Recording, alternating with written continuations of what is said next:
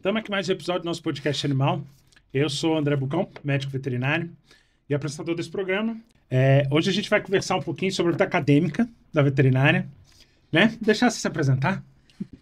Boa noite, me chamo Leandro Eibio, né? Hoje eu faço parte da docência e trabalho em alguns locais. Hoje atualmente sou coordenador da Uninassal, aqui em Brasília. Dou aula também em algumas faculdades aqui, inclusive na Uninassal e na IESGO também, na parte da medicina veterinária. Me formei na UNB, né? E aí a UNB me mostrou esse lado mais da docência, né? Esse lado acadêmico, né? Então, desde da graduação eu busquei fazer PIBIC, PIBEX, né? Que é um local onde a gente busca aí o extensionismo, né? E a UNB, ela estimula essa parte sua em termos acadêmicos, né? Então, eu comecei a me apaixonar, me formei, né, em 2018 e comecei a trabalhar como médico veterinário, né? E aí surgiu a oportunidade de eu fazer o mestrado, a gente foi indo para esse lado, né? E surgiu a oportunidade aí da docência. Hoje sou professor universitário e estamos aí nessa labuta do dia a dia de ensinar. E hoje em dia a gente tem visto principalmente, acho que o crescimento do número de faculdades, Sim. né? Isso você acha que acaba impactando na própria qualidade? Do ensino, né? É. Hoje em dia o número de faculdades está aumentando muito, né? O Brasil aí é um país que tem o maior número de faculdades de medicina veterinária atualmente.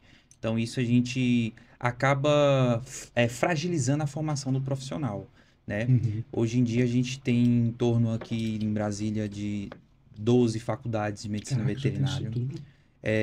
E aí a tendência é aumentar, né? Mesmo que não tenha aí uma legalização, né? Uma autorização do MEC, o pessoal está abrindo faculdade de medicina veterinária por conta também da romantização da profissão. Tem muito isso, né? E esse gargalo, existe algumas diretrizes, né? Que o MEC, o CRM, o Conselho Federal de Medicina Veterinária está tentando meio que travar, né, para que isso não Uhum. aconteça, como foi estipulado em uma PEC para fazer uma prova, né, estilo a OAB Eu para fiz. você fez, né, para justamente Eu tô velho. não ter essa vulgarização, né, esse número Uhum. de aumento de faculdade, mas creio eu que seja o processo inverso, né? A gente tem que parar de criar faculdades e não deixar a criação dessas faculdades e tentar fazer uma prova ali para inibir a formação, porque querendo ou Uhum. não, o aluno, a maioria vai ser privada, que vai ser aberta, né? Ele paga a faculdade e ele quer exercer a profissão como médico veterinário. Uhum. E se ele não passar nessa prova? Então, a gente vê o número crescente aí de faculdades cada vez maior, tanto aqui no Distrito Federal quanto no entorno. Então, a tendência aí é essa. E você tá falando, você foi trabalhar como veterinário. Isso. Eu, assim, eu tenho na concepção e eu costumo falar para os meus alunos, né, que, cara, a gente, a gente vai para a docência, a gente vai para algumas áreas da medicina veterinária, que o leque é muito grande, né? Mas a gente tem que ser clínico, a gente tem que trabalhar, né? Então, eu formei em 2018, recebi uma proposta num grande hospital aqui em Brasília para trabalhar, que é o Hospital Veterinário Dr. Antônio Clemenceau. Trabalhei lá por muitos anos, né? Então, a gente tem que ser clínico geral, a gente tem que botar a mão na massa, né? Então, mesmo que você procure fazer uma especialização, eu quero ser gastroenterologista, eu quero ser neurologista, primeiro Uhum. você tem que ser clínico, né? Eu falo isso para meus alunos porque eles têm que ter essa convivência com o tutor, né? Essa convivência de lidar com o tutor, lidar com as adversidades da profissão, né? Uhum. Porque e ainda mais hoje em dia que está tudo judicializando, né? Hoje em dia se você não olhou direito pro meu cachorrinho, eu não gostei, eu posso te colocar na justiça, né? Então, hoje, essa vivência, né, com o tutor está sendo muito mais importante. Então, por isso que algumas faculdades, elas estão começando a remodelar a maneira de ensinar, né? Tendo mais prática, né? Estipulando mais o extensionismo, né? Das práticas Uhum. extracurriculares, que é isso que a maioria das faculdades estão fazendo. Então, então eu fui trabalhar, fui ser clínico geral mesmo, né? Trabalhei por volta de 2 anos na internação, né? Aquele paciente crítico. Eu conheço o hospital lá. Então, assim, eu lidava com 30 animais, né? Na época o Clemenceau era um dos maiores hospitais aqui, né? E aí só uma parte. É algo que eu sempre falo. Eu acho que de todos aqueles hospitais que tem ali, eu sei que alguns colegas vão ficar bravos comigo. Foi o único que teve uma visão de futuro. Com certeza. Por quê? Desde o começo, ele sempre buscou colocar ali os especialistas.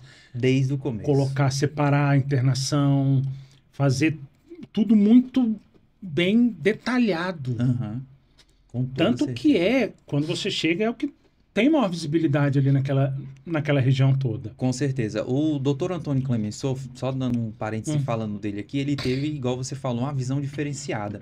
Então ele teve a visão ali da especialidade, ele teve a visão do futuro, que é o que hoje está acontecendo com a medicina veterinária, né? Na época que eu trabalhei lá, tinha grandes especialistas, grandes profissionais que assim, deram a cara para aquele hospital, né? A gente tem ali o Mário Falcão, oftalmologista, Marta Rocha, A Marta estudou comigo. oncologista, né? A Martinha.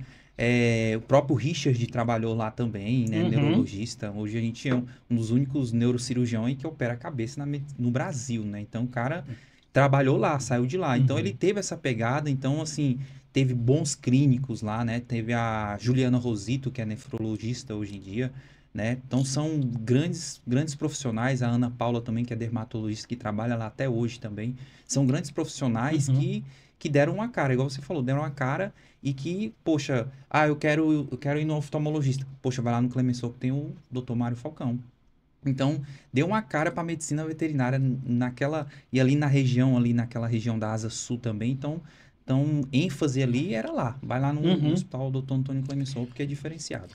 E como é que você vê essa questão entre atuar em clínica e atuar como professor?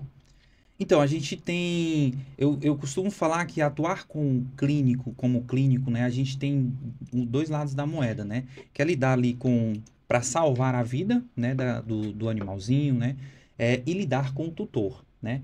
E quando a gente parte para essa parte acadêmica, né? Nessa parte da docência, né? A gente tem que lidar ali com o sonho, né? O sonho do aluno e de também formar bons profissionais, né? O que a gente vê hoje é um nicho de alunos que saem do 3º ano, né, e que falam, eu quero optar pela medicina veterinária, né, e que às vezes não estão preparados, né, por conta justamente da romantização da profissão. Então, a medicina veterinária, eu vou cuidar do meu bichinho, né?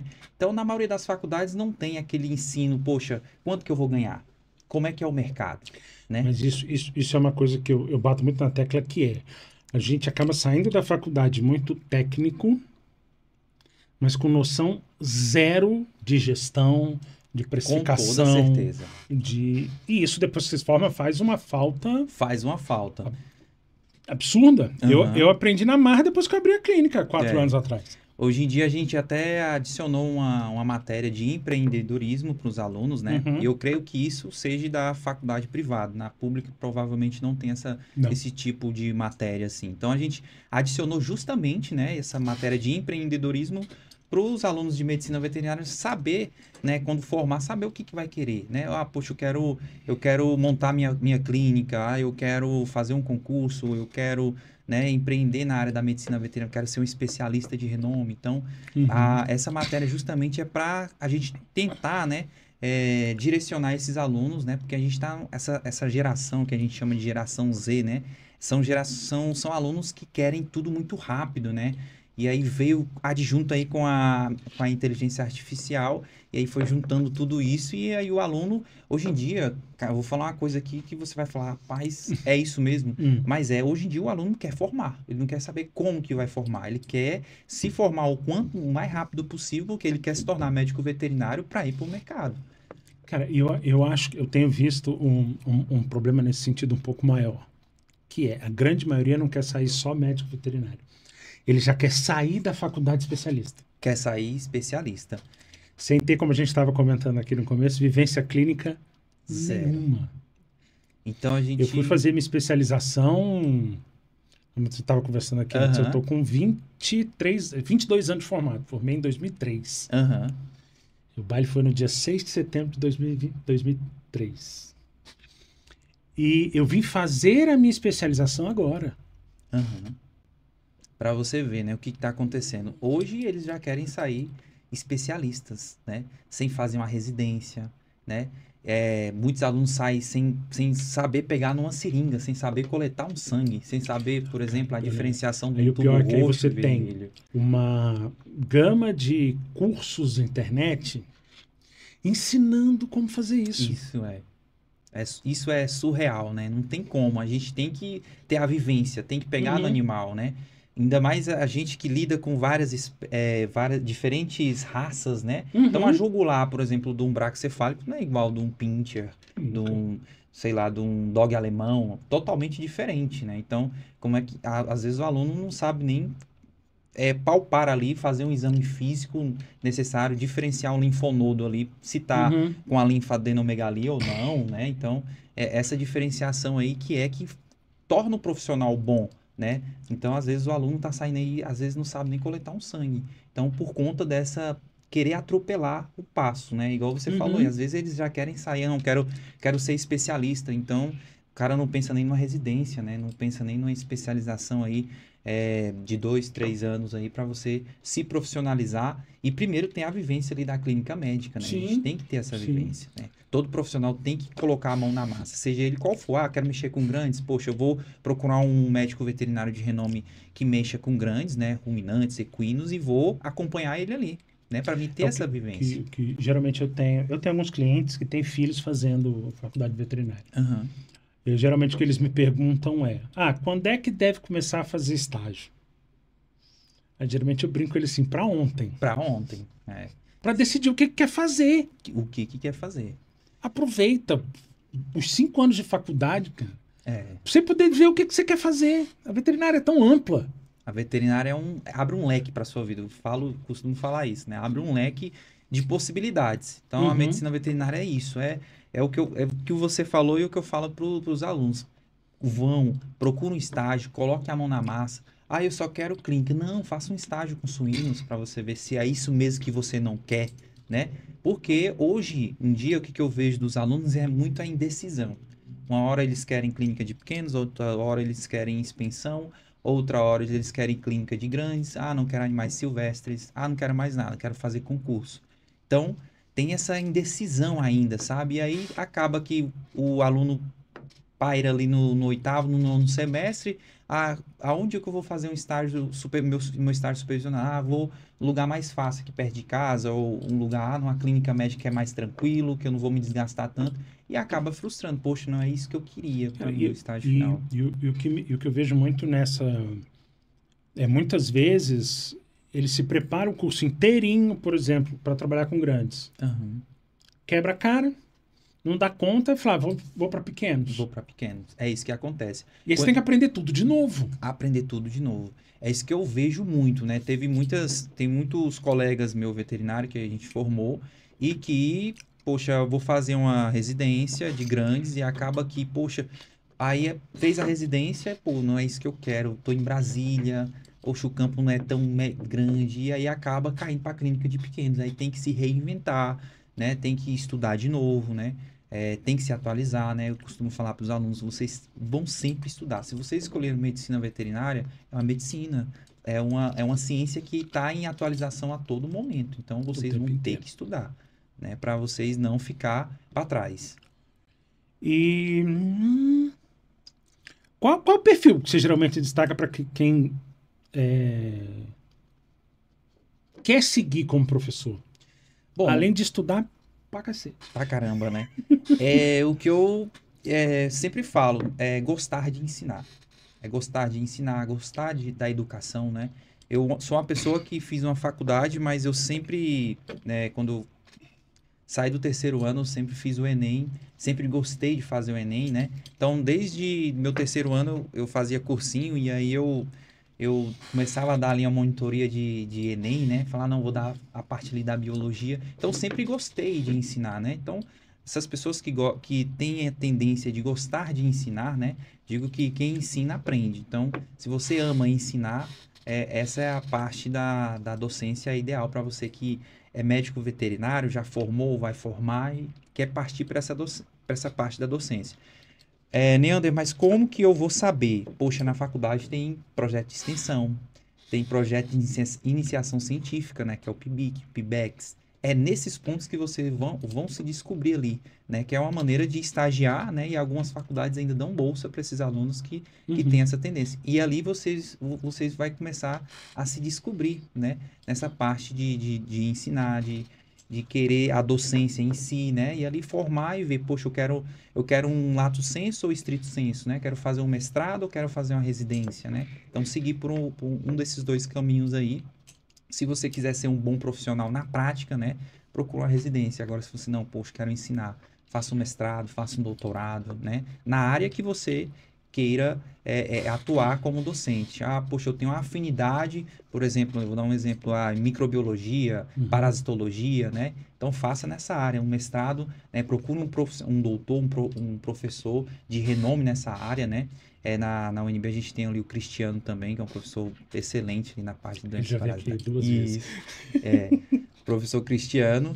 E, cara, é um cara ali excelente na parte de doenças infecciosas, né? Um cara ali que ele é ênfase no Brasil inteiro. Falar dele Ele veio aqui falar sobre doença de notificação obrigatória e veio falar sobre a gripe aviária. Então, cara, assim, ele sabe muita coisa. Cara. Ele é excelente, ele é um O professor... HD dele é bom. O HD dele é bom, professor excelente. E é um professor que eu fui aluno dele, é um professor que cobra do aluno. E não tem como você sair da matéria dele sem saber de nada, não tem como. E a gente estava comentando essa questão do mestrado, doutorado. É um caminho obrigatório o mestrado e o doutorado, ou só com o mestrado você já consegue começar?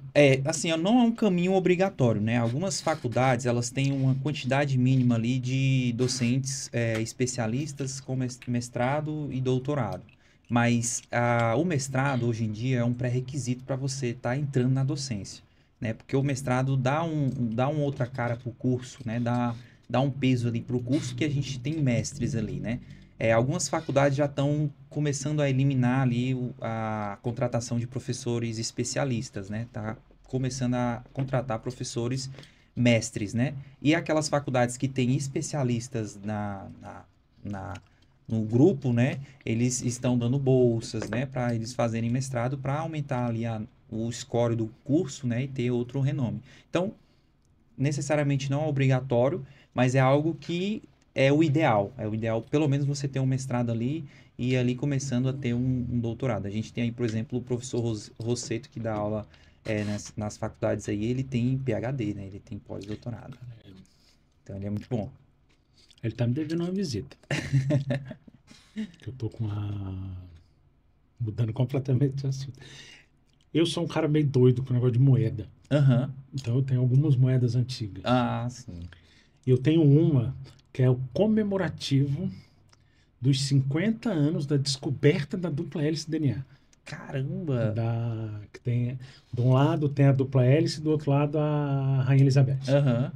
Caramba! Tá separado lá pra ele. Ele nunca foi buscar, mas tá separado lá. Isso aí é raridade, viu? Aí eu tenho umas moedas velhas lá. E você acha que tem ainda uma demanda crescente de vaga para esses professores?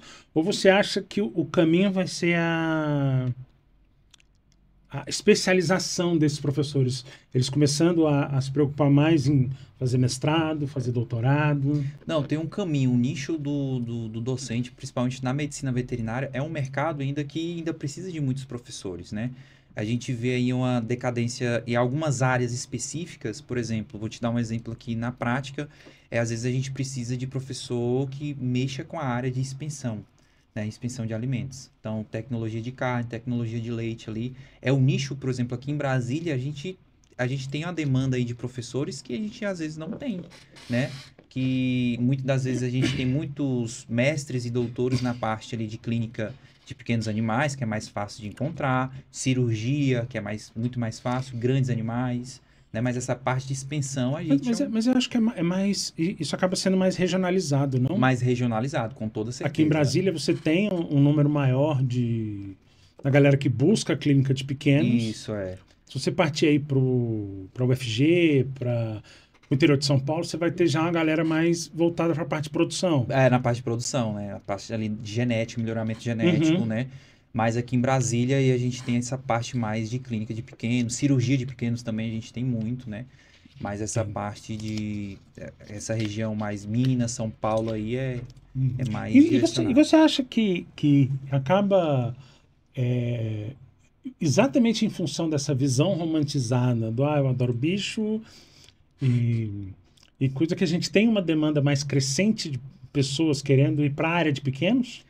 Com toda certeza, a gente tem essa romantização e na faculdade, né, a gente costuma, falando para o aluno, né, poxa, a clínica de pequenos, né, hoje, atualmente, é o nicho que tem mais médicos veterinários adentrando nela. Então, o mercado fica mais concorrido, né, então acaba tendo ali vamos dizer assim, uma vulgarização dessa área. Então, os donos de clínica acabam pagando menos, né? Por exemplo, um recém-formado, ele às vezes se submete ali a receber R$ 120 num plantão de 12 horas. Então, isso acaba desvalorizando a parte do clínico de pequenos animais, né? Acaba desvalorizando ali essa parte desse nicho, né? de profissionais ali.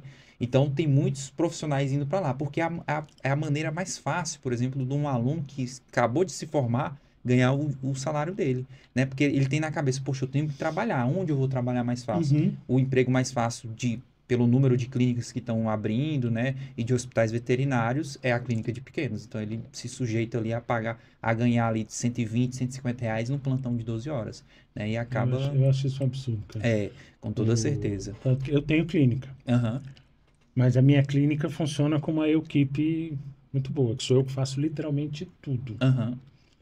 Por quê? Na minha visão, enquanto eu não tiver condição de pagar o que eu acho que eu gostaria de receber para um plantão, eu não vou botar ninguém.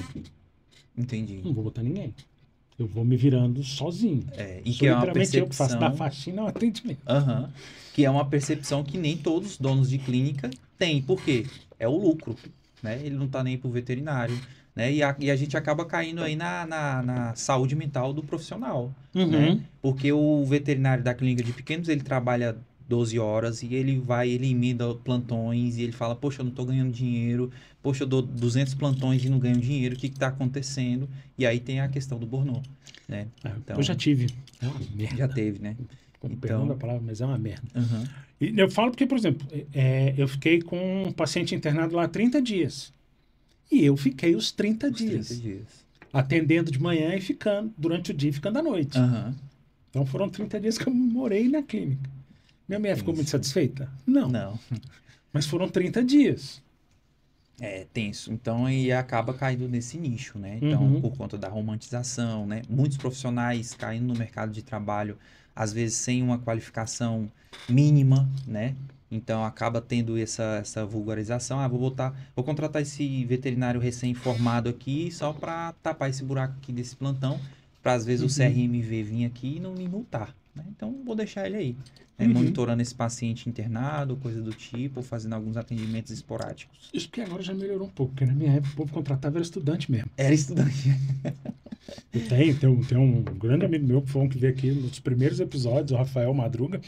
Conheço demais. Tá aí. Que, cara, a época que eu trabalhei com ele no hospital, ele era auxiliar, fazia faculdade, mas dava plantão à noite. Rafael Madruga. Aí depois ele formou, foi contratado como veterinário plantonista. Aquele cara é um exemplo. Ele é meio doido, mas é gente boa. Não, e ele sabe muito, cara. Ele sempre foi muito dedicado. Ele é um dos ortopedistas de referência foi muito aqui dedicado, em Brasília. Muito dedicado. Muito dedicado mesmo. E como é que você vê essa questão desses projetos de extensão que a gente estava comentando, né? Pipic. Esses projetos de extensão é muito bom para o aluno, né? Hoje em dia, a gente está numa pegada, por exemplo, o MEC atualmente ele fez uma reformulação nesses cursos de saúde, né? E um deles foi a medicina veterinária. onde estipulou mais práticas, né? Então, o projeto de extensão hoje em dia virou obrigatório, né? Para essas cargas horárias. Na nossa época não tinha tanto assim, né? Esses cursos, principalmente da medicina veterinária. Por quê? Porque na medicina humana, né, já existem cursos de universidades públicas no método PBL, que é aquele método ativo, né, onde tem um tutor, que é o professor, Uhum. né, você dá um caso clínico pro aluno, ele vê o que ele pode estar fazendo por aquele paciente, por exemplo, e aí o tutor vai discutir com ele o que ele deve fazer ou o que ele não deve. Na medicina veterinária, ainda a gente não tem esse método PBL, né, estipulado pelo MEC, mas que nas faculdades a gente já começa a fazer isso por conta dos projetos de extensão. Então, o extensionismo, a gente leva os alunos, por exemplo, para a clínica, né? Nesses alunos, eles têm contato ali com alguns pacientes e com alguns pacientes que têm algumas comorbidades, né? Por exemplo, a gente levou, semana passada, uns alunos para assistir um paciente que estava com síndrome de Cushing, né? E aí a gente explica o que é a síndrome de Cushing e o que eles devem, né? Esses alunos de 8º semestre que tá na clínica de pequenos animais, e a gente explica para eles o que eles acham que deve ser feito para aquele paciente com síndrome de Cushing, né? Claro que a gente dá um documento para eles estudarem, né? Um artigo e tudo, e aí a gente começa a ter essa discussão ali mais Estimular o ativa. raciocínio clínico. Estimular o raciocínio clínico, que muitas das vezes muitos alunos estão saindo sem esse raciocínio clínico, né? Principalmente aqueles que querem essa parte da clínica. Então, a gente está fazendo com o projeto de extensão justamente para estimular esses alunos a raciocinar. Por quê? Hoje é muito fácil eu pegar um paciente com síndrome de Cushing ou com pancreatite, colocar ali no chat GPT, inteligência artificial, e eu não preciso mais raciocinar. Então, a gente está fazendo esse processo inverso, né? Parece ser um processo inverso, mas, na verdade, é um processo para estimular o raciocínio desses alunos que estão se formando agora, Uhum. porque, senão, a tendência é só piorar. Eles não... ter facilidade, procurar uma plataforma de inteligência artificial de medicina veterinária para fazer todo o Até as raciocínio. plataformas, se você não tiver pelo menos um filtro, rumo um rumo. para você direcionar aquilo ali, ele vai manter no genérico. Vai mantendo genérico. E não se aprofunda. Não... Então, assim, às vezes os alunos, pela falta de vivência, não sabem uma dose, né? Poxa, qual a dose de omeprazol, qual é a dose de ceftriaxona, por exemplo. Então, eles não sabem. Então, a gente, usando essa parte do extensionismo, né, do projeto de extensão ali, a gente começa a estipular ali esse raciocínio clínico, né? E a parte do PIBIC, que é o projeto de iniciação científica, a gente dá essa parte mais acadêmica, né? Para os alunos ter esse raciocínio, essa pegada de iniciação científica. A gente tem um projeto com o Sporotrix, né? Onde a gente está criando aí novos fármacos através de peptídeos de escorpião, né? Esses peptídeos de escorpião, que é o TAP1 e TAP2, eles têm um efeito antifúngico, né, para Sporotrix, no caso, por exemplo, de traconazol, que está muito resistente, a anfotericina B, né? Mas aí eu vejo muito uma vantagem nisso, porque o que eu vejo é o seguinte: hoje a galera trabalha muito com protocolo. Isso eu vou tratar assim, isso eu vou tratar assim, isso eu vou tratar assim, sem ter exatamente esse raciocínio. Esse de pegar, inverso. e não é só saber assim, beleza, eu posso usar o quê? Mas esse medicamento vai interagir com esse, vai atrapalhar, vai ajudar. E aí eu acho que nesse aspecto ajuda bastante, né, esses projetos. Com toda certeza. Então, fazendo esse processo inverso, o aluno, ele às vezes, ele vê, por exemplo, uma erliquiose, né? Que a gente tem muitos profissionais que tratam a erliquiose muito bem no mercado hoje em dia. A gente tem o Pedro Ilha, por exemplo, né? A gente viu a erliquiose não ser engessada. Doxiciclina, 28 dias. Não, cada caso é um caso. A gente fala isso para os alunos, cada caso é um caso. Não vamos engessar aqui e falar que esse é o protocolo de tratamento, porque na vivência da clínica, o organismo pode ter uma reação diferente. Sim. E aí você acaba falando, meu Deus, e agora? Né? Então, como lidar com isso, né? Então, justamente esses desafios do método de ensino ativo que a gente está tendo agora, né?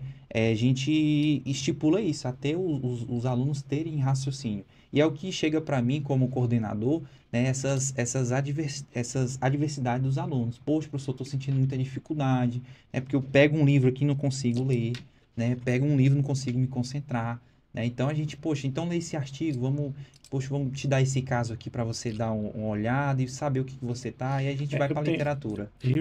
aí é um hábito que é meu, Aham. né? É, quando eu resolvo que eu vou me aprofundar em algum tema, aí geralmente eu busco artigo. Uhum. Agora, eu descobri uma ferramenta, a inteligência artificial, que ele faz uma pesquisa detalhada para mim. Então, ele vai fazer o levantamento de todos esses artigos, vai fazer um resumão Aham. com todas as referências, e aí eu vou atrás dessas referências. Né? Perfeito. Porque eu acho que isso facilita mais você pegar os artigos, que na maioria das vezes estão mais atualizados, do que se ater no livro.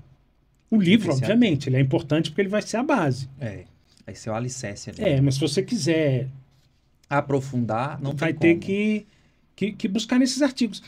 E eu acho que acaba também, esses projetos de extensão e tudo, acabam também gerando novos artigos. Gera, com toda certeza. Então, por exemplo, é a partir desses projetos de iniciação científica, projeto de extensão, é que vai surgindo ideias aí da gente fazer publicações em grandes revistas, né? Os alunos que se interessam mesmo, né, por esses projetos. A gente tem aí alguns projetos para estipular a publicação de artigo, no caso, né? Uhum. De novos estudos, né? E aí surgem temas até mesmo para fazer um mestrado, né? Então, é a partir daí, eu acho que é a partir desses projetos, né, que é o alicerce ali para iniciar a vida acadêmica e ter novas ideias aí para grandes estudos, né? E porque é igual eu sempre falo para eles, né? É medicina, não tem como, né? A gente sempre vai ter que estudar, sempre vai ter que se atualizar, porque senão você fica para trás. Então, é É, um porque é sempre uma novidade, é é sempre sempre uma novidade, é sempre um algo medicamento novo, novo, é uma reação uma diferente. reação diferente. Hoje em dia, por exemplo, a gente tem o protocolo de tratamento de leishmaniose, né?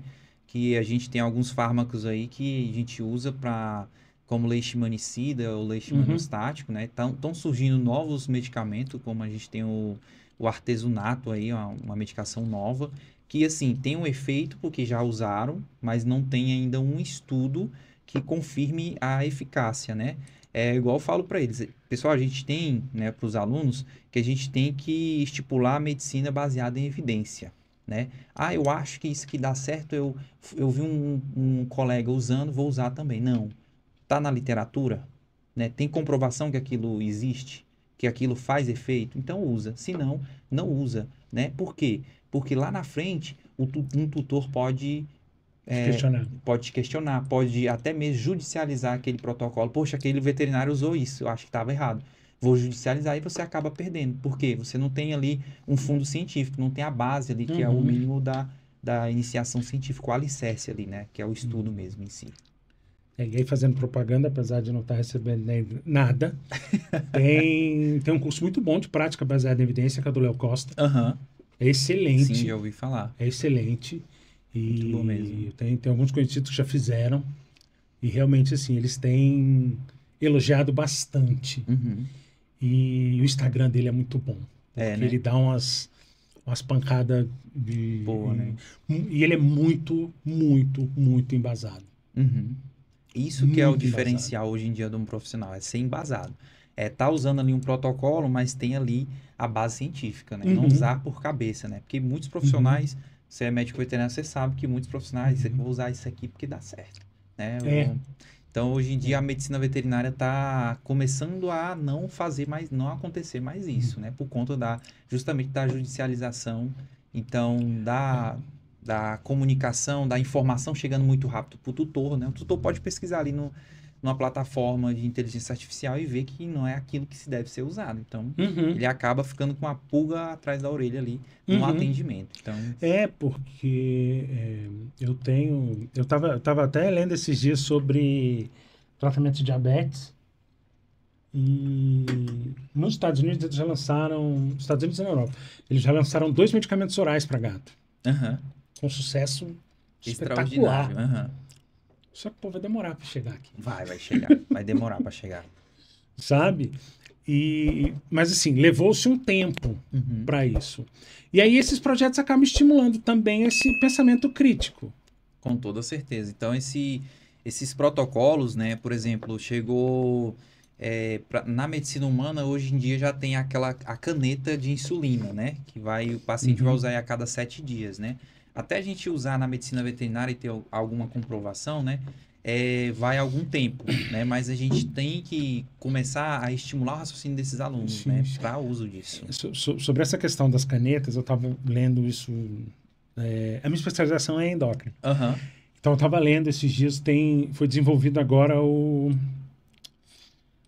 se não me falha a memória, chama OKV-119, que é um análogo também, Aham. não da semaglutida, mas acho que é do mesmo da Saxenda. Mesmo do Saxenda, né? Eu não vou lembrar agora o eu nome. também não vou lembrar. Que é um implante que você vai colocar no animal.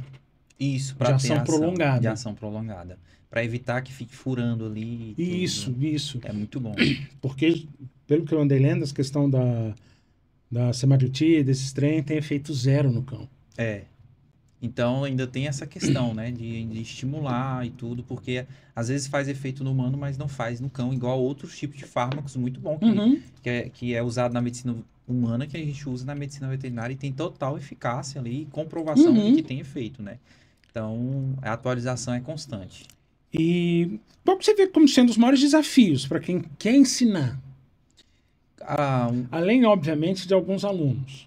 Um dos maiores assim, desafios para quem quer ensinar é ter paixão por ensinar, querer ensinar, né? O desafio também da profissão, né, de docente. Hoje em dia o mercado, você passa ali, você faz uma graduação, tem 2 anos faz, por exemplo, uma especialização, depois faz um mestrado, depois faz um doutorado, e acaba que lá na frente, talvez, a remuneração financeira não seja aquilo que você esperou, né? Então, não focar somente no financeiro, né? Hoje em dia, basicamente, aí para um mestre, a hora-aula de um docente é em torno aí de, no máximo, as faculdades estão pagando aí a R$59 a R$60 a hora-aula, né? Ainda é baixo, cara. Tava até conversando com a Helena, a gente... alguns cursinhos para concurso, né? Pagam mais. IMP, Estratégia, GRAM, paga aí em torno de R$120 a hora-aula para um professor, né? Para você ver como que é discrepante. Então, se você começar a fazer esses comparativos, você acaba frustrando. Poxa, fiz mestrado, fiz doutorado. Eu tenho um grande amigo meu que foi quem passou no mestrado da UPS, eu não. Na residência, tem uns 20 anos quase. Ele fez mestrado, ele fez doutorado, mas não tem a menor vontade de dar aula. Caramba. Então... ele nunca teve muito essa vontade de dar aula, sabe, eu acho. Mas ele sentiu a necessidade de se aprofundar em temas específicos. Entendi. Por exemplo, esse seu amigo, né, que fez a graduação, fez o mestrado. O mestrado, quando você faz o mestrado, ele abre algumas portas para você, né? E aí, quando você está no mestrado, você faz um doutorado, essas portas que foram abertas para você, ela começa a se especializar em alguns nichos. E pode ser que uma dessas portas do doutorado, né, você ali ganha faça um diferencial e ganhe um potencial diferencial, né? Mas eu recomendo das pessoas que, por exemplo, fiz mestrado, fiz doutorado, não quero seguir a carreira da docência, né, de ser professor universitário, né? A gente tem aí grandes concursos públicos, principalmente aqui em Brasília, né? Que você tendo mestrado e doutorado, você vai ganhar por isso, né? A gente está na capital do Brasil, onde o funcionário... Eu só penso em fazer mestrado e doutorado se eu fosse fazer o concurso de perito da Polícia Federal. Aí sim, Porque aí, rapaz, compensa qualquer aí compensa qualquer sacrifício para você ter um mestrado, doutorado, porque você vai ganhar muito bem. Muito bem. Bom. Muito bom, assim, você vai ganhar, assim, é um diferencial, né? Para quem não quer seguir a parte da docência, se você entrar numa carreira pública em que tem uma retribuição por isso, né? É um diferencial grande aí.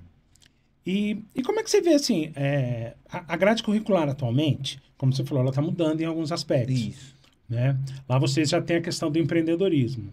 Tem alguns outros temas que você acha que seriam importantes entrar, como a parte de comunicação, sim, relação interpessoal, médico-tutor.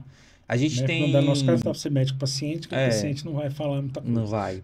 A não ser que Mas a seja um gente, papagaio. é, mas a gente tem algumas matérias que a gente está adentrando, tanto a capacitação dos alunos, quanto também dos professores, né? Então, por exemplo, lá na Uninasal, da coordenação, a gente deu um curso de inteligência artificial que dura ali um semestre para todos Uhum. os professores, Ah, né? legal. Então, a gente deu esse curso estipulado lá por Ser Educacional, que é o do Janguier, que é um dos donos da Uninasal.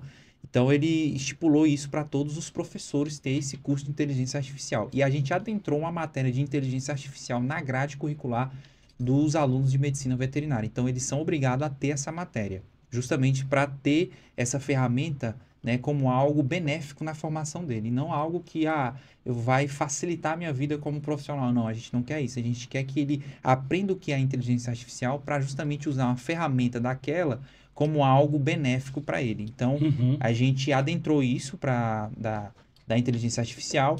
A gente adentrou também o empreendedorismo, né, que eu tinha falado para você, justamente para ter essa relação. E algo que não tinha na medicina veterinária, eu acho que não tem em todas as faculdades privadas, a gente adentrou uma matéria da parte da psicologia, né, de relações e habilidades psicossociais, né? Então, justamente para o médico veterinário ter essa relação de não se doer, né, pela morte, por exemplo, do animalzinho, né? Saber lidar ali, por exemplo, com a eutanásia. Então, a gente adentrou também essa na grade curricular desses alunos que antigamente não tinha. Na nossa formação, por exemplo, a gente não lidou psicologicamente, meu Deus, como é que eu vou fazer uma eutanásia? Não, a gente aprendeu ali na prática, Cara, né? e eu vou ser bem sincero. A gente acabou aprendendo isso na prática. Na prática. Eu sei porque eu passei por uma situação época de estudante, hospital, lá do UNB, Aham. interna-se o paciente para cirurgia com uma neoplasia.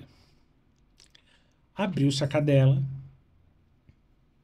não tinha onde se olhasse lá dentro que não tivesse alguma coisa. Caramba. E aí o povo ficou naquela de, não, liga pro tutor e vê o que ele decide. Uhum. Se fecha e espera, ou se já faz eutanásia agora. Aí ficou o povo numa enrolação lazarenta para falar. E eu sempre fui meio bruto. Minha esposa briga comigo de vez em quando. Mas eu simplesmente peguei, beleza, então me dá o telefone, ó. Negócio é o seguinte, abrimos, tem tumor para tudo quanto é lado. A senhora tem duas opções. Ou a gente fecha, ela vai morrer em casa, ou a gente faz eutanásia agora. Falei, desse jeito. É desse jeito. E hoje em dia eu sei que não é a maneira correta de se fazer. Uhum. Hoje em Mas dia, eu tô falando há 24, 25 anos atrás. hoje em dia, às vezes, alguns colegas médico veterinário não falam assim, cara, eu vou encaminhar para algum outro profissional fazer a eutanásia, porque eu não consigo fazer, eu não me formei para fazer isso, né? E eu costumo dizer que a eutanásia também ela é um protocolo de tratamento, né? Sim. É um protocolo de tratamento que o médico veterinário tem que lidar, né? A gente tem que lidar com essa parte, né? Apesar de, hoje em dia, os tutores eles estão humanizando muito os animais. Hoje em dia, você sabe que cão e gato é filho, Sim. né? Então, essa parte da eutanásia, ela acabou ficando muito mais sobrecarregada para o profissional. Então, é um módulo que a gente tem nessa matéria justamente para lidar com essas práticas, né? Justamente para o veterinário não ter burnout, não ter alterações psíquicas no sentido de, tô sobrecarregado, não consigo fazer a eutanásia, não consigo atender, não consigo mais conversar com o tutor.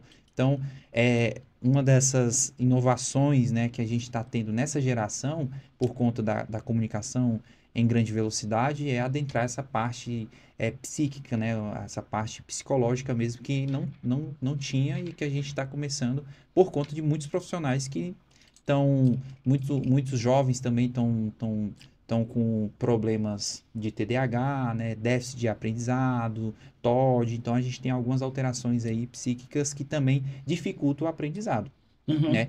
Eu já tive caso, que uma mãe, né, falou, professor Neander, a gente não tem como a gente não assistir a aula dentro de sala com a minha aluna, né, porque ela tem indícios de suicídio, ela era de outra faculdade e ela tentou se jogar da janela, então, como tem janela, eu tenho que ficar aqui assistindo com ela. Então, o que a gente fez? A gente teve que remanejar, colocar ela toda a turma, né? Toda a turma em Uhum. outra sala que não tivesse janela para a mãe não precisar ficar indo todos os dias, né? Acompanhar as aulas da Senão a aluna. mãe ia merecer um diploma, né? Ia merecer um diploma.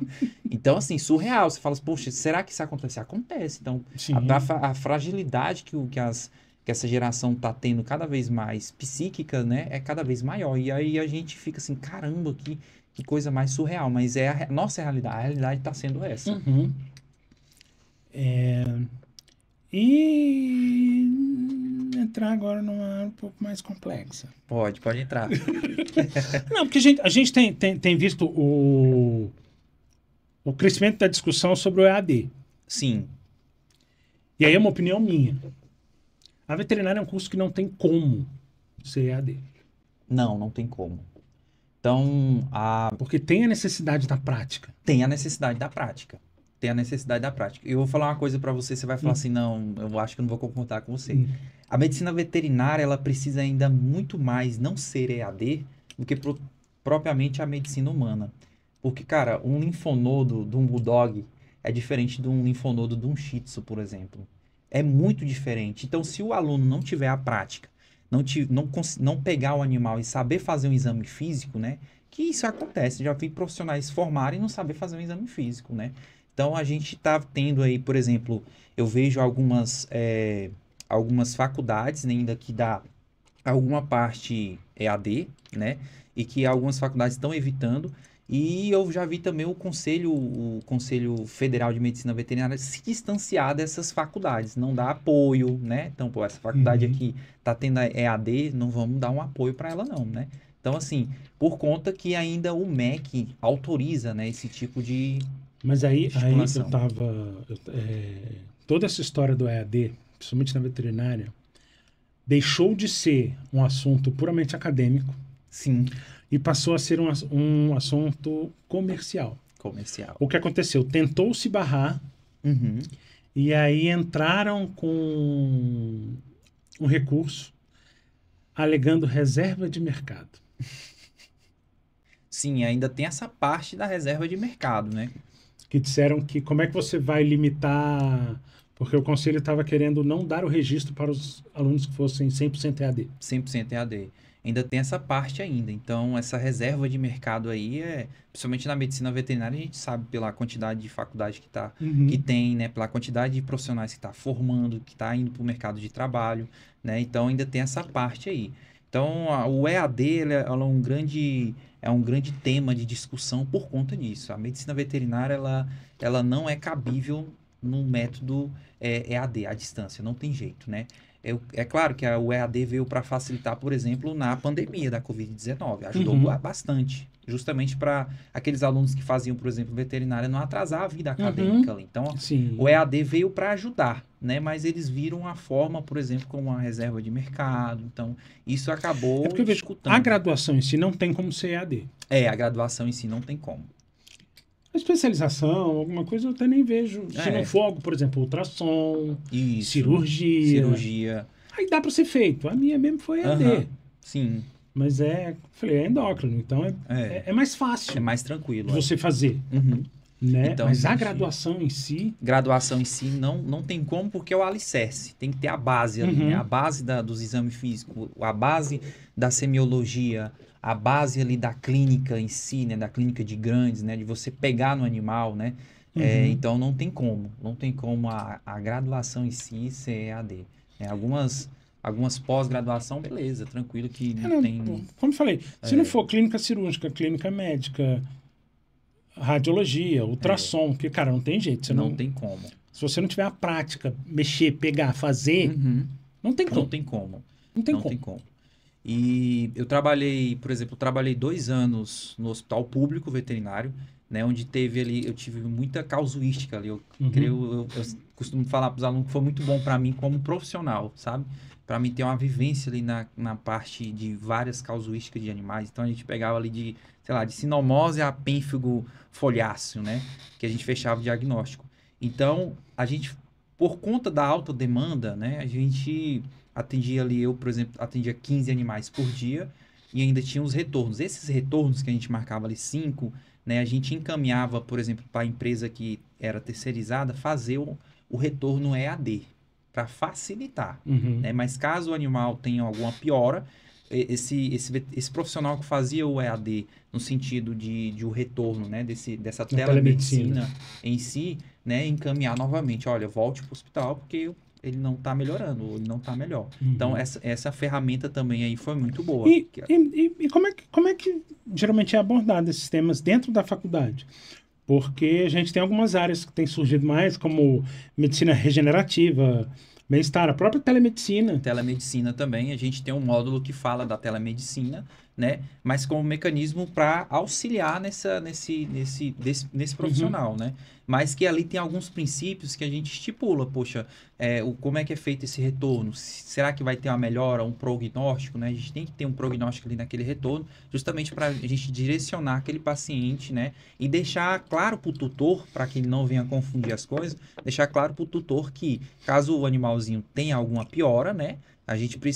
Vocês precisam procurar um hospital de emergência ou o profissional que está acompanhando ali, né? Uhum. Porque a telemedicina é para auxiliar e ajudar esse profissional.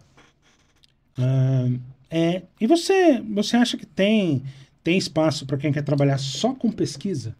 Tem, tem espaço. Para quem quer trabalhar só com pesquisa, né? A gente tem grandes campos aqui, principalmente a gente tem a UNB, né? A gente tem a UNB, os institutos federais e a Embrapa ainda que dá esse auxílio na parte da acadêmica da medicina veterinária, né? Eu fiz um projeto de extensão com um professor meu na UNB que chama Ivo Pivato, né? Ele mexe com grandes animais nessa parte de genética, né? E é um grande campo, porque ele tem muito aval, né, para trabalhar dentro da Embrapa nessa parte de melhoramento genético. Então, a gente tem muito campo aqui de pesquisa, né? Tanto nessa parte da medicina veterinária, essa parte das agrárias, né? Essa parte da iniciação científica, porque, cara, na medicina veterinária a gente tem a FAV, né, que é a Faculdade de Agronomia Veterinária da UNB, e a gente tem ainda o Instituto de Biologia, onde tem partes ali que trabalham, né? A gente tem profissionais médicos veterinários, doutores, que são professores do Instituto de Biologia, que mexem com essa parte da medicina veterinária. Então, a gente tem ali 2 campos ali para trabalhar imensamente nessa parte. Então, aqui em Brasília, quem quer trabalhar nessa parte de pesquisa, tem muito campo. Tem muito campo, tem muito aval aí para você estar correndo atrás. É, e como é que geralmente acontece essa questão de preparação para o mercado de trabalho? Que a gente estava comentando a questão, né? O Sim, aham. empreendedorismo já é um avanço Um avanço, significativo. Mas como é que você acha que as próprias faculdades podem orientar esses alunos o que é realmente o mercado de trabalho que eles vão pegar? Exatamente para tentar meio que tirar um pouco desse romantismo. Romantismo, é. Então, o que que a gente está fazendo, principalmente na medicina veterinária, justamente para a gente tentar mostrar para esses alunos como é que é o mercado de trabalho, né? É a prática, né? Auxiliar eles ali na teoria e a prática, né? Mas, professor, mas e aí? Eu tenho a prática, mas também tem que ter a teoria, porque o mercado de trabalho não quer uma pessoa, um profissional, um médico veterinário que não tenha conteúdo, que não sabe conceituar, por exemplo, uma doença para um tutor, né? Ah, o que que é uma leishmaniose, como que é transmitido, né? Então você tem que ter um embasamento teórico, né, para você cair ali na prática. Então, a gente tenta conciliar esses 2 elos, a teoria e a prática, como professor, a gente dando estágios, né? Então, a faculdade ela tem convênios com hospitais e clínicas, né? Fazendas escolas também, para quem quer mexer com grandes, né? Justamente para ter essa vivência, né? Para a gente colocar o aluno ali para conversar com o tutor, explicar o que que é aquela doença, né? Então, a gente tenta atrelar essa parte, teoria e prática, né? Com convênios. Não somente a clínica escola da faculdade, não. A gente também tem outros convênios, né? E costumo também mostrar o convênio público-privado, né? Então, Uhum. a gente tem na faculdade convênios com, por exemplo, com a SEAGRE, que é a Secretaria de Agricultura, para o aluno também ter essa vivência, né, de lidar ali com os animais e observar a função daquele médico veterinário, por exemplo, dentro da Secretaria de Agricultura do Distrito Federal, que é muito bonita e é uma parte muito legal que o médico veterinário faz e que em outros lugares, outros estados não tem. Então, a gente tenta atrelar, né? E a gente tá tendo bons resultados aí desses alunos, auxiliando eles, atrelando eles à teoria e à prática, para que eles venham saber lidar, né, com as diversidades também do mercado, né? Estipulando sempre valores também, né? Uhum. Porque a parte financeira ali, às vezes, não é explicado para esses alunos. E a gente tem que explicar, poxa, ó, como é que está o mercado? Quanto que está ganhando um veterinário? Um veterinário recém-formado agora, cai no mercado de trabalho, vai receber quanto, né? Então, a gente estipula, olha, em torno ali de 3.000, 3.500 por mês, né? Então, assim, sempre trabalhando, né, e mostrando para ele a realidade, sem romantizar também, né, Uhum. porque, poxa, professor, mas eu paguei caro na minha faculdade, preciso tirar essa grana, ou preciso pagar o meu financiamento, né, que muitos alunos fazem fiéis e tudo. Então, eles também perguntam isso, começa a procurar porque a gente instiga também, Uhum. né, mas às vezes é algo que eles sabem que existe aquele, poxa, será que quanto que eu vou ganhar? E eles não querem tocar porque, poxa, é um ponto sensível, quero formar, depois que eu formar, né? E aí acaba que esse depois pode ser que frustre, né? Aí começa a frustração da profissão. Poxa, veterinário ganha mal, né? Reconhecido, né? Então ainda tem essa parte. Por quê? Porque na faculdade não foi trabalhada essa parte com esses alunos. Então acho importante a gente atrelar a prática, a teoria à prática e mostrar também o elo ali financeiro da profissão, justamente para não ter essa parte de Uhum. ficar romantizando demais. E como é que você acha que vai ser a maior diferença entre agora e daqui 10 anos? Ca- 10, 15? A diferença é Eu pergunto porque eu assim, eu vejo muita diferença de quando eu formei sim, há aham. 20 anos atrás, Eu não formei nem tanto tempo assim e tô vendo da, muita diferença da galera que, que, da que tá galera. formando por Aham, agora, ou que formou mais recente, agora aham. 2020, Isso é. por aí. Você falou que formou em 2018. Aham. E você já vê Já, muita com diferença. certeza. A gente vê muita diferença aí. Cara, o que que eu vejo? Que os alunos que estão se formando agora, né, atualmente, eles não têm, não têm assim, noção ou ciência que eles vão lidar com a vida. Né? Então eles acham, poxa, eu vou passar uma medicação e vai funcionar e tudo. Então eles não têm noção do que é lidar com a vida, né? Então os tutores cada vez mais exigentes, né? Então por isso que a gente está trabalhando nessa parte. E eu vejo futuramente a medicina veterinária ela se equiparar com a medicina humana, no sentido do que você me pergunta, no sentido da especialização, né? Então vai ter nichos ali de especializações no sentido de, poxa, eu quero ser oftalmologista veterinário, então eu vou fazer uma residência para oftalmologista. Eu quero ser pneumologista veterinário, eu vou fazer uma residência para pneumologista. Então, o que eu Uhum. vejo é que futuramente esse mercado, né, esse mercado de especializações vai crescer nesse sentido da especialidade, por exemplo, principalmente nos elos das faculdades públicas, que vai abrir essas vagas. A Uhum. gente tem aí, por exemplo, na Universidade Federal do Rio de Janeiro, algumas especialidades já específicas, né, de algumas áreas, né? Então, isso aí já é uma evolução para a medicina veterinária. Uhum. Então, a gente, futuramente, eu vejo isso, ter essas especializações, né? A gente ter as academias regularizando esses especialistas, que uma coisa é eu ser endocrinologista e uma coisa é eu estipular endocrinologia, fazer atendimentos endocrinologistas. É porque eu acho que é nesse ponto que o que confunde muito a cabeça de todo E isso mundo é confunde o o especialista é especialista. aquele que tem a sua especialidade reconhecida pelo conselho e recebe o título de E especialista. recebe o título de especialista. Se você não recebe esse título de especialista, esse aval Esse aval. da, ou da associação Aham. ou do conselho, você é especializado. Ser especializado. É isso que confunde muito. Então, essa parte de especializado na medicina veterinária futuramente vai ser, sim, os especialistas em Tá si, rolando aí o né? negócio do registro qualificado de especialista, Isso, registro qualificado. igual é na medicina humana. Aham. Né? Eu acho que é um caminho. É um caminho. A gente tem algumas áreas, por exemplo, oftalmologista eu sei que tem, Tem o né? Mário. O Mário.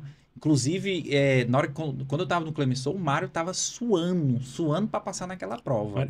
Se não me falha a memória, acho que Então, aqui em Brasília, especialista mesmo, reconhecido pelo conselho dentro da sua área, acho que estourando deve ter uns 10.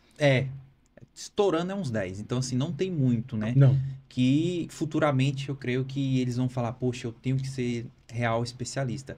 Porque às vezes os tutores não sabem disso. É igual você falou, confunde o especializado do especialista. Uhum. Mas futuramente a tendência é ter esse Porque nicho eu tava conversando outro dia com o Dalari, Aham. que é advogado, ele é veterinário e advogado.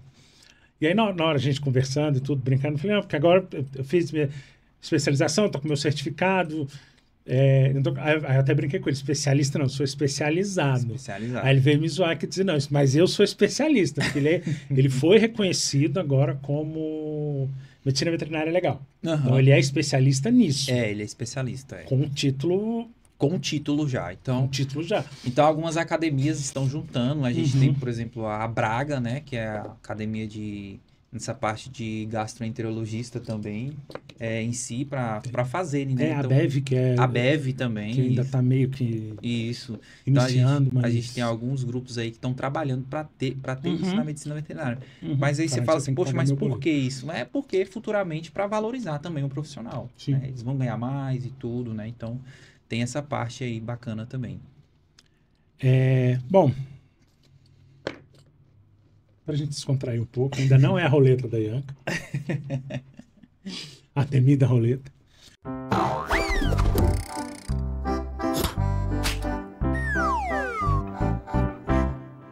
São perguntas rápidas, Tá? Beleza. tipo bate-bola, jogo rápido, Marília Gabriela. Só que a lataria aqui não é nem um pouco parecida. Qual que é o seu animal favorito? Eu falaria o cão, que é da minha vivência, né? Qual animal você seria? Eu acho que eu seria um leão. Isso é diferente. Quais que são os maiores desafios dentro do ensino e da própria vida acadêmica Aham. hoje em dia? Os maiores desafios sobrecarga de trabalho, a gente tem aí talvez a desvalorização em algumas instituições, né? Uhum. Os maiores desafios é lidar com isso, lidar no dia a dia. Poxa, será que eu desisto disso? Estudei tanto para isso, fiz mestrado, doutorado e não tenho valorização. Então, acho que isso é um dos maiores desafios, você lidar com isso. Uhum. Um sonho. Um sonho bem amplo, né? Então, eu tenho um sonho de evidenciar mais a medicina veterinária. Acho que ela tem que ser vista na área, tanto na área científica, na área política também precisa muito. A gente precisa ter pessoas ali para lutar pela medicina veterinária na política, no Congresso, na Câmara. Uhum. Então, acho que tem um sonho disso. E aí foi uma discussão que eu já entrei. Não precisa necessariamente ser veterinário para isso. Não precisa. Eu sei porque eu fiz um levantamento há um tempo atrás. A gente tem um monte de veterinário lá dentro que não fez porra nenhuma. Isso, não faz. A gente precisa. Então tem que ser alguém que esteja disposto a brigar pela veterinária. E só dando um parêntese, e aí a gente tem alguns deputados que levantam a bandeira da causa animal, mas, poxa, o cara às vezes não tem esse senso do médico veterinário Não. qual é a importância, né? Que hoje em dia a gente tem a saúde única, né? E a Uhum. saúde única engloba ali o médico veterinário, o médico humano, a saúde pública. Então, às vezes, a pessoa levantar a bandeira da causa animal, as pessoas, poxa, eu vou votar nesse porque pode ser que pegue ali a medicina, e às vezes não pega, infelizmente. Se você pudesse ter alguma característica de algum animal, qual seria? Uma característica de um animal, eu teria o mimetismo. Eu me transformaria para não aparecer. Então, alguns animais, por exemplo, cobra, alguns animais têm esse mimetismo. Tá tipo o cachorro da notícia, que Isso, se faz de cego. Isso. Tipo isso. Tem algum filme, desenho ou série que tem algum animal que você goste? Cara, eu assisti atualmente o filme da Netflix, Caramelo. Você já não assisti assistiu? ainda, Poxa, cara. pensa num filme top. Então é um filme ali que mostra, Minha né? esposa tá me cobrando pra gente assistir. Tava até falando com a Helena que é um filme que mostra, cara, a importância cientificamente comprovado que os cães, eles têm um faro, tô tendo um spoiler aqui, né? Mas eles têm um faro, por exemplo, quando o tutor tem câncer. Então ali ele tem um aroma. Eu já vi alguns estudos sobre isso. Tem isso comprovado, cara. Então isso é sensacional. O filme mostra isso. Mostra a importância do cão ali pro tutor, né? Então ele resgata, tem a parte também de fazer adotar ali aquele animal. Tem algum animal que você tem medo? Um animal que eu tenho medo é... Acho que animal peçonhento. Tenho medo. Qual que é a melhor parte de trabalhar dentro de uma faculdade? É o reconhecimento do aluno. Falar, poxa, aquela pessoa ali foi meu professor. Eu sei algumas coisas e levo algumas coisas da minha carreira e da minha profissão por conta dele. Então, isso para mim é gratificante. E qual que você acha que é o maior mito dentro da vida acadêmica? O maior mito É. é que a medicina veterinária só cuida de cão e gato. Isso aí eu acho que é o maior mito que existe dentro da docência. Então, a medicina veterinária é muito maior do que muitas pessoas imaginam.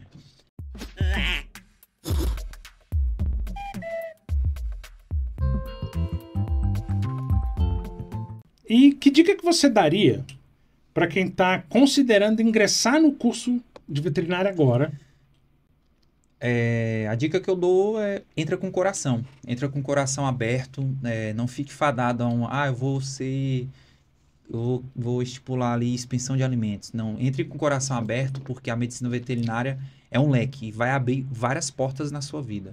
Então, eu creio que é um conselho que eu dou para quem está querendo cursar medicina veterinária e que é um curso sensacional. É um curso apaixonante, é um curso, não vou mentir que é um curso difícil.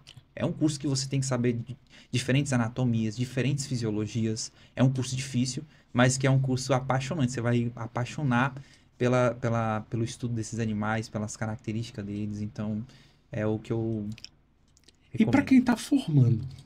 Para quem está formando? Para quem está formando, eu recomendo, primeiramente, se valorizar como profissional, né? Porque você é um médico veterinário. Sempre se atualizar, né? Fazer ali o básico da área que você quer fazer, no sentido de quê? Eu quero clínica de pequenos, poxa, então eu vou trabalhar aqui há alguns anos para saber se é isso mesmo que eu quero e também ter experiência, né, para lidar com tutores, com os animais, com a diversidade da profissão, né, porque cada organismo vai ter uma resposta diferente a protocolos que você for estipular. Então, um dos conselhos que eu dou é trabalhe naquela área, né? E faça o básico. Fazendo o básico bem feito é o ideal. Não queira inventar. E sempre medicina baseada em evidência. Bom, cadê a roleta da Ianca?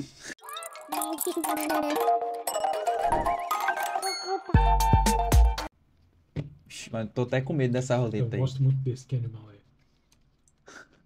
Quase nunca cai. Um dos mais legais. Deu sorte. Qual que é essa? Você vai fingir que é um garoto propaganda e vai divulgar o seu trabalho. Você tem 30 segundos para isso. Para divulgar o meu trabalho. Caramba. Então vai, pode soltar aí. Boa noite, pessoal. Eu sou o Neander Eubílio, professor universitário. Estou aqui para divulgar o meu novo curso, né, de medicina veterinária. É um dos maiores cursos que vai revolucionar a medicina veterinária em si. E quero convidá-los a participar da minha aula teste para que você venha ver a minha didática e venha adquirir o meu curso, né? Então, fique ligadinhos aí que logo, logo esse curso vai ser ênfase no Brasil inteiro. Aí. Meu. Mais um, Ianca, vai, só pra gente distrair. Só pra gente relaxar.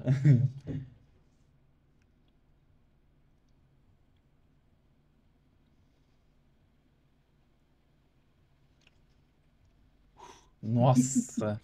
Há 4 animais que começam com a letra F. Cara, essa é difícil, viu? Vamos lá, posso falar? Pode. Foca, flamingo, furão e... Rapaz. Tem um que voa.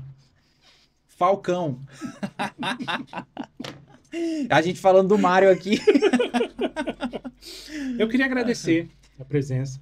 Eu acho que a gente conseguiu dar pelo menos aí um geralzão do que é. Perfeito. Né? E a importância que tem, não só essa preocupação com a vida acadêmica, mas a importância que tem o professor dentro disso. Dentro da sala de aula. Então, isso é muito, muito gratificante também. Então, é importante mesmo evidenciar essa parte, né? A gente como professor, ainda mais essa parte que a gente sai da faculdade como médico, né?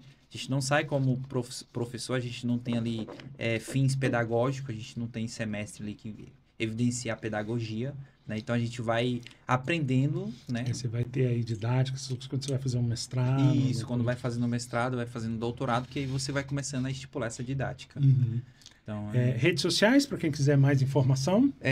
Me segue lá no Neanderoíbio, né? Pode me seguir lá, que lá eu posto algumas coisinhas da medicina veterinária, né? Posto também a parte acadêmica lá como professor, né? Hoje, atualmente, dou aula na Uninasal, sou docente e sou coordenador lá também do curso de medicina veterinária. Bom, dizer que é isso. A gente aqui conta com o apoio do Ilha Brasil. Vídeo, internet, marketing, tem esse estúdio onde eu gravo podcast, tem estúdio com cenário fixo, tem estúdio com chroma key, então dá para fazer videoaula, curso. Tem uma equipe de produção espetacular, pelo menos a minha é excelente. E dizer que é isso. E até semana que vem.